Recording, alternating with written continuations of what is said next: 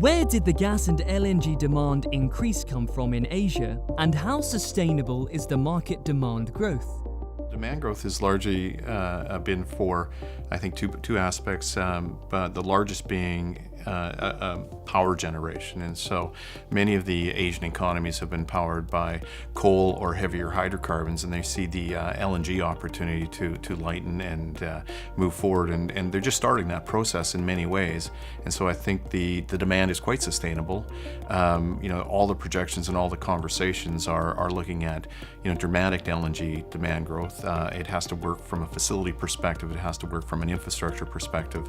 But I think the Asian markets and economies are prepared to invest in the LNG distribution side, and I think the United States and Canada and other places with abundant supply resource are willing to fulfill that demand. And again, I think it's going to be an ongoing process of the replacement of heavier hydrocarbons with a lighter hydrocarbon. How can destination flexibility benefit the market? I think as people incur commitments, they're always looking to balance their portfolio, and the world changes dramatically, and your own needs, demands move quite a bit, and so giving people destination flexibility allows them to mitigate some costs, and that flexibility, if they don't need the cargo, they don't need that LNG at that point in time, allows them to retrade or sell and move those destinations around to balance their portfolio.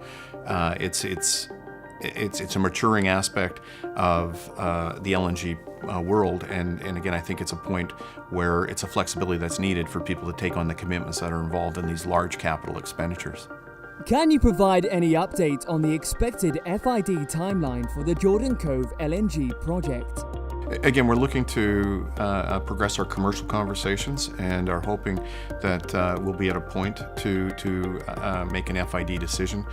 We still are awaiting our FERC certificate, so our FID decision will be subject to all the regulatory permitting that is still required for the project. We've got some good news on a regulatory front. FERC has issued its draft EIS schedule, which gives us a timeline of when we should be receiving that certificate. But there's lots of work still to do on the regulatory side. We're continuing our commercial conversations. We still have to conclude those and move those forward.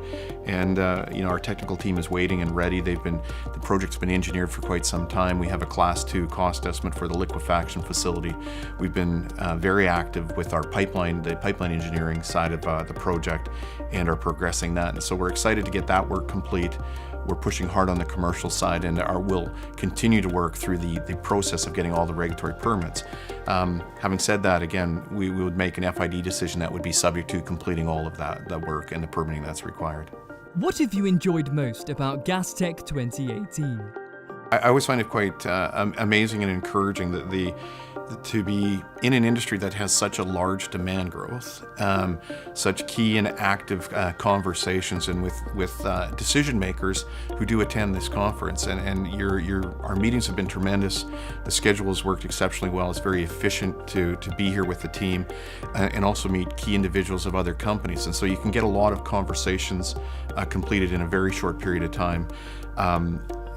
And again, I think on such a global commodity, such global reach, and the level of the wide variety of people that are here and the number of booths that are here, you just get a huge experience of what the whole LNG industry involves. And it's such a positive time with the demand growth and with the projects. You have such a unique situation in the world at this point in time. You have a large demand build, and you have huge resource capability, and trying to marry those two up and meet the future needs of those countries on a go-forward basis.